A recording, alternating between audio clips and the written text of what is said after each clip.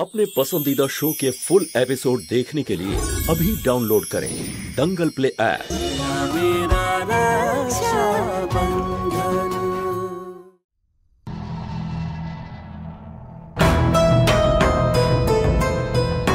আমি জিজ্ঞেস করছি তোমাকে যে কোথায় ছিলে তুমি? তোমাকে আমার চিন্তা করার কোনো প্রয়োজন নেই যে আমি কোথায় ছিলাম আর কোথায় ছিলাম না।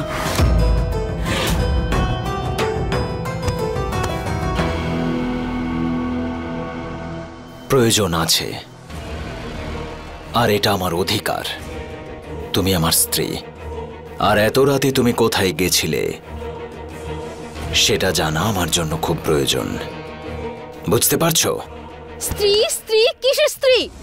জানো, যখন একটা মেয়ে স্ত্রীর মর্যাদা পায় তখন এই সমাজের চোখে অনেকটা উপরে উঠে যায়, কিন্তু আমি তো ছোট মালকিন থেকে একজন কাজের লোকের বউ হয়ে গেছি। তারপরে তোমার থেকে দূরে চলে যাওয়ার সিদ্ধান্ত নিয়ে একজন ঠকবাজ আর মিথ্যেবাদী মেয়ের তকমা লেগে গেছে আমার কপালের মধ্যে। ওই তোমার চাঁদনিমা মনে করে যে আমাকে তোমার বিরুদ্ধে ব্যবহার করতে পারবে। হ্যাঁ, তোমার ব্যাপারে সব ইনফরমেশন দেবো আমি ওনাকে গিয়ে। আদতে মানুষ ভাবেটা কি আমাকে নিয়ে? আমাকে লোভ দেখাবে আর আমি তোকে ঠকাবো। এটাই ইমেজ আমার।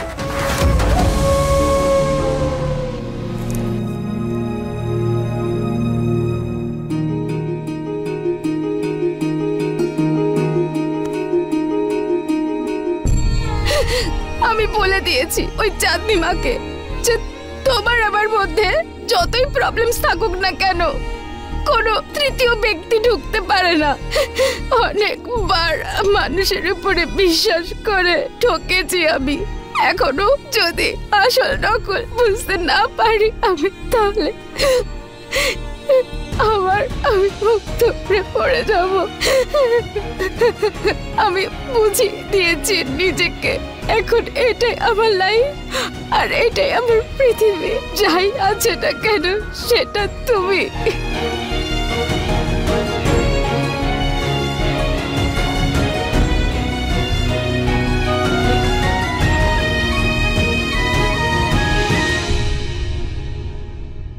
ঠিকই করেছো তুমি। গিয়ে বিশ্রাম নাও।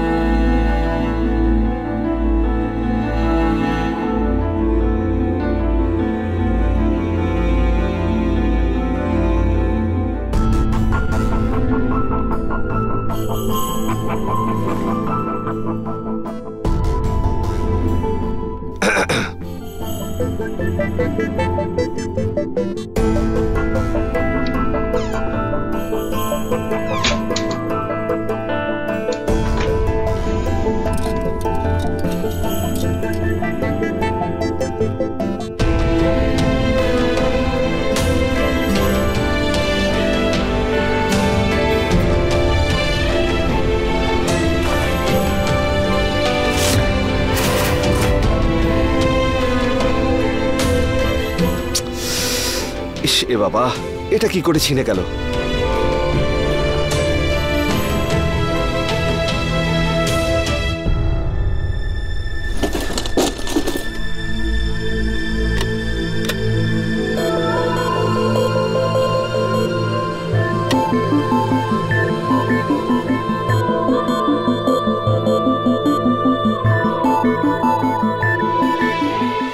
এটা আবার কিভাবে করতে হয়?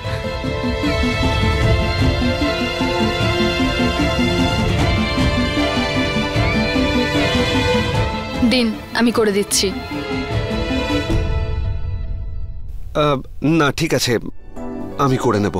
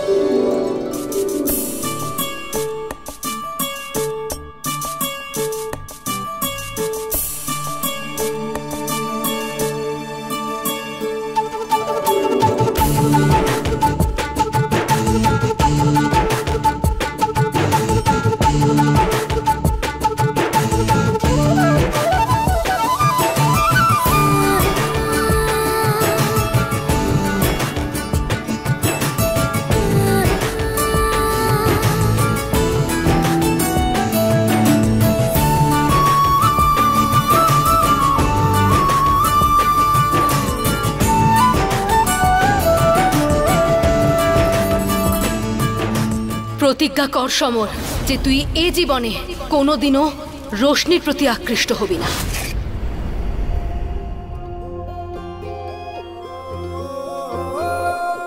আই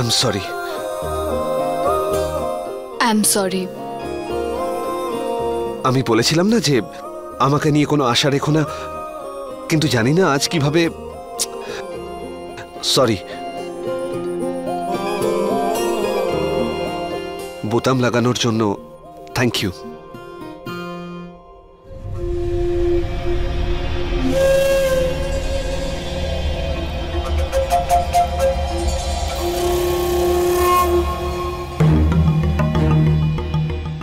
বুড়ো হয়ে গেছিস তুই। মালকিন, মালিক, আমার এই দুটো চেয়ার লাগবে।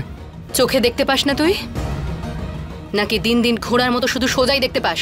ভেতরে এতগুলো চেয়ার পড়ে আছে, এটাই প্রয়োজন তোর?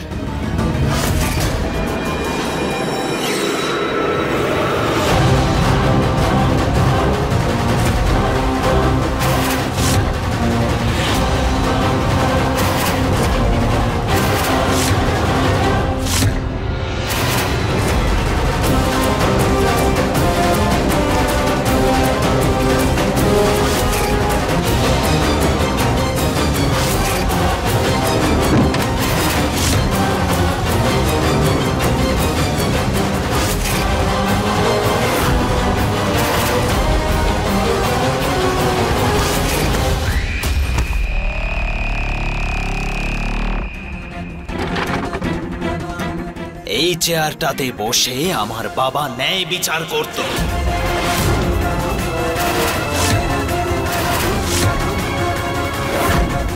আর তোমরা দুজন এটার উপর পা তুলে বসেছ।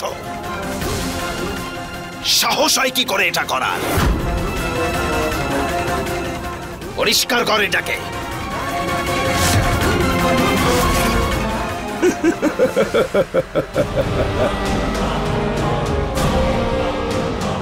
চেয়ার আমি পরিষ্কার করব না।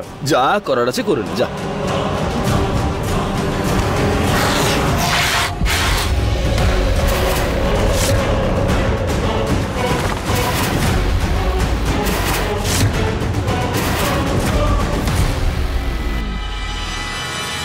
নে পরিষ্কার কর। পরিষ্কার করবি নাকি এটা দিয়ে তোর মাথা ফাটিয়ে দেব? তারপর ওই নোংরা রক্ত হাসপাতালে গিয়ে পরিষ্কার করবি। চল। আরে করে দে না বাবা পরিষ্কার। দেখতে তো পাচ্ছিস মাথাটা গরম হয়ে আছে।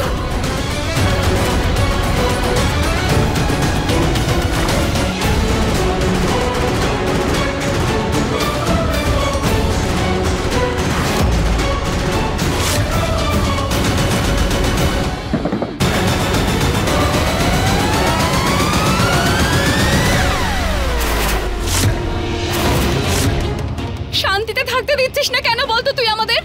তুই আজ পর্যন্ত আমাদের যা বলেছিস সব করেছি, তাও এত অপমান করছিস। আরে সম্পর্ককে সম্মান দিতে হবে না, অন্তত আমরা বড় সেটুকু তো সম্মান করবি।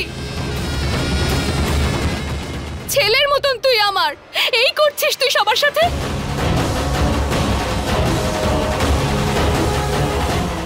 দেখো এখানে তোমার দাদা তোমাকে সাপোর্ট করতে এসেছে না, কিন্তু যবে থেকে ও এখানে এসেছে আমার কাকা আমার কাকুকে ধমক দিয়ে যাচ্ছে, ওদের বিরক্ত করে যাচ্ছে। এটাকে সাপোর্ট করা বলে না, এটাকে বলে নিজের ইগো স্যাটিসফাইড করা। আর তুমি তো আবার কিছুই দেখতে পাও না। দাদা, এটা কি করছো তুমি? কাল বাবার বাৎসরিক রোশনি, তাই ওনার সমস্ত জিনিস এক জায়গায় করছে। সাহায্য করবি আমাকে?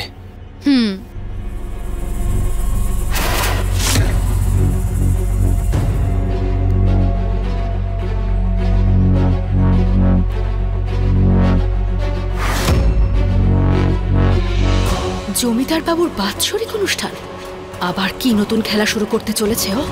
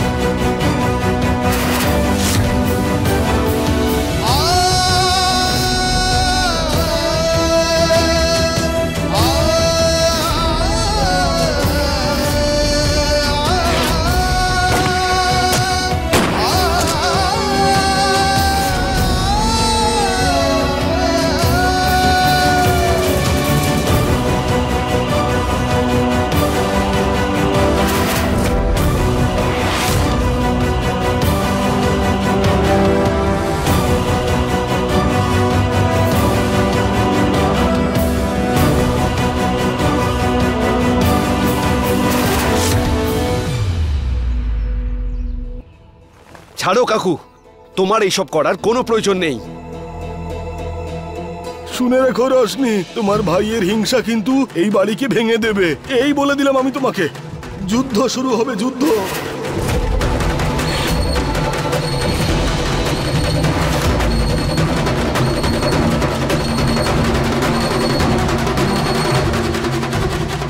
চল ভেতরে চল।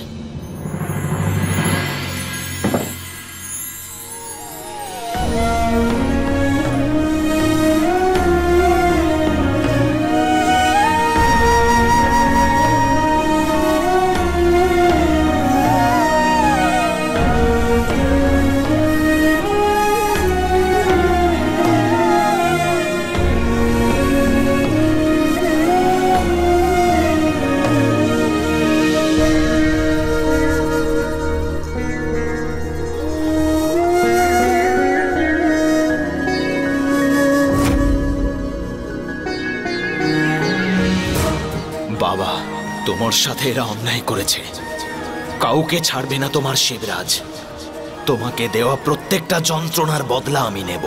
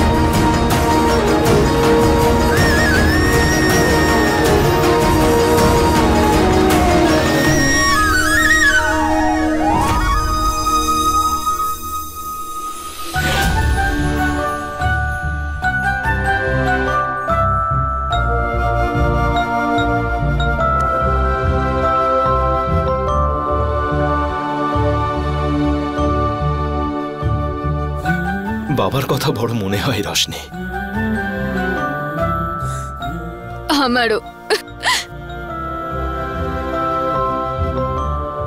এই চেয়ারটা দেখছিস, এটাতে বসে আমাদের বাবা তার জমিদারির কাজ করতেন। এই চেয়ারে বসেই বাবা কখনো কারোর সাথে কোনো অন্যায় হতে দেয়নি। আর আজকে ওই মুম সিং এটার উপর তার পা তুলে বসেছিল। সহ্য করতে পারছি না আমি। তুই বুঝতে পারছিস তো? আমি বুঝবো না তো আর কে বুঝবে দাদা? যে কষ্টের মধ্যে দিয়ে তুমি যাচ্ছ, একই কষ্টের মধ্যে দিয়ে আমিও যাচ্ছি। দাদা, তুমি না এত রাগ করো না, আমার খুব ভয় লাগে। ঠিক আছে, চেষ্টা করব। তোকে আর বোঝাতে হবে না আমায়। কালকে বাবার বাৎসরিক, আর 15 বছর এই প্রথমবার এই বাড়িতে বাবার বাৎসরিক পালন করছে। স্মরণীয় করে রাখতে হবে, আর হবেও। একদম চিন্তা করো না, তুমি যেমনটা চাও তেমনটাই হবে। আমরা পুরো গ্রামকে ডাকবো। হ্যাঁ, আর কিছু বিশেষ লোকও আসবেন। সেই লোক যারা এই গ্রামের পুরো দায়িত্বের দায়িত্বভার সম্পূর্ণ বিশ্বস্ততার সাথে বাবার হাতে তুলে দিয়েছিল। সময় এসে গেছে রশনি, সেই দায়িত্বভার এখন আমার হাতে তুলে নেওয়া। কাল পুরো গ্রামের সামনে আমি এটা ঘোষণা করতে চলেছি, জমিদার উমেদ সিং এর উত্তরাধিকারী রশনি আর শিবরাজ ফিরে এসেছে এবং তাদের সমস্ত দায়িত্ব পালন করতে তারা সম্পূর্ণ প্রস্তুত হয়েছে।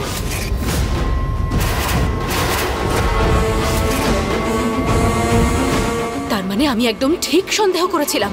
বাবার বাৎসরিক কাজের নাম করে ও ষড়যন্ত্র শুরু করেছে।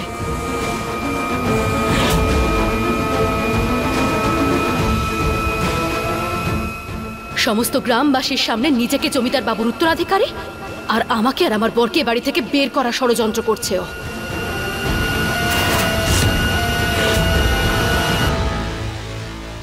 যা গিয়ে কনক দেবীকে নিয়ে আয়।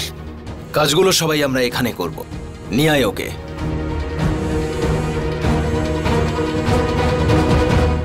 আরে আমরা তো শুনলাম শিবরাজ দাদা আর তার বোন আবার ফিরে এসেছে। আর এটাও শুনেছি যে শিবরাজ দাদাকে একদম পঞ্চায়েত প্রধানের মতোই দেখতে, একেবারে হুবহু চেহারা। আরে ওর সঙ্গে শুধু আমাদের প্রধান মশাইয়ের চেহারারই মিল নেই, ওনার ব্যক্তিত্বের সঙ্গে মিল আছে। আরে ওনার মতো সাহস, বুদ্ধি আর জ্ঞানও আছে। শিবরাজ এখানে আসাতে এমন মনে হচ্ছে যে প্রধান মশাই ফিরে এসেছেন। আজকে শিবরাজ বড় একটা ঘোষণা করতে চলেছে, সমস্ত গ্রামবাসীরা যাচ্ছে। তোমরা দাঁড়িয়ে আছো কেন? তোমরা চলো, আরে এসো। হ্যাঁ চলো চলো চলো।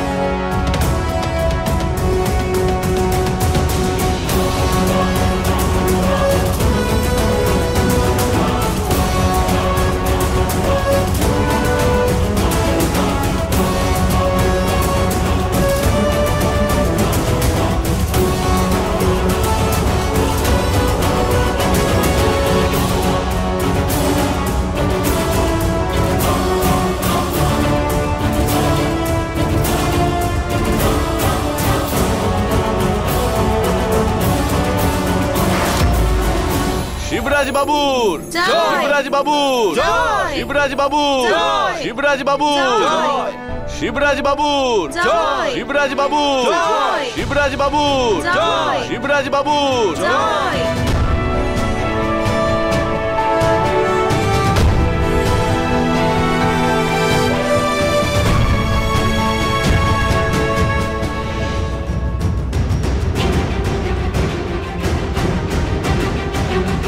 পনেরো বছর পরে আমার গ্রামে ফিরে এসেছে।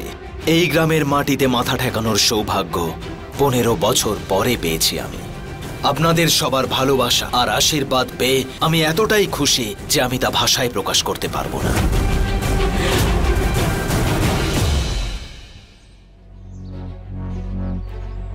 বাবার বাৎসরিকের দিন আপনারা সকলে আসবেন, যাতে আমি আপনাদের সকলের সামনে বাবার কাঁধে থাকা সমস্ত দায়িত্ব আমার কাঁধে নিতে পারি। কালকে সেই নিয়ম পালন হবে যা বাবা চলে যাওয়ার পরে গত 15 বছর ধরে হয়নি।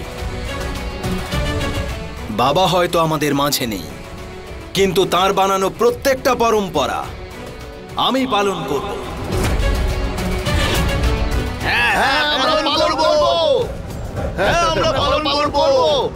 শিবরাজ বাবু জয়! শিবরাজ বাবু জয়! শিবরাজ বাবু জয়! শিবরাজ বাবু জয়! শিবরাজ বাবু জয়! শিবরাজ বাবু জয়! শিবরাজ বাবু জয়! শিবরাজ বাবু জয়! শিবরাজ বাবু জয়!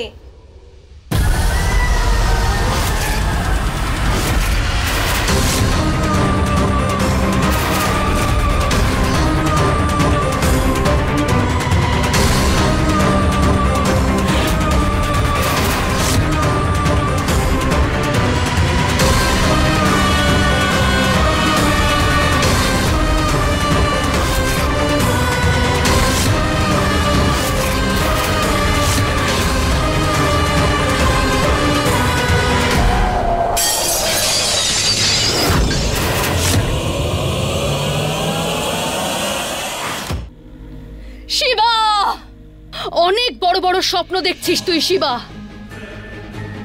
কাল তোর বাবার বাৎসরিক কাজ করবি, হ্যাঁ? সমস্ত গ্রামবাসীর সামনে বাৎসরিকের বাহানা করে নিজের বাবার সম্পত্তিতে গেড়ে বসার চেষ্টা করছিস তুই। পাগড়ি পরবি তুই সবার সামনে, হ্যাঁ? সবাইকে দেখাতে চাইছিস যে জমিদার বাবুর ছেলে আবার ফিরে এসেছে। গোটা গ্রামবাসীকে সামলাবি তুই।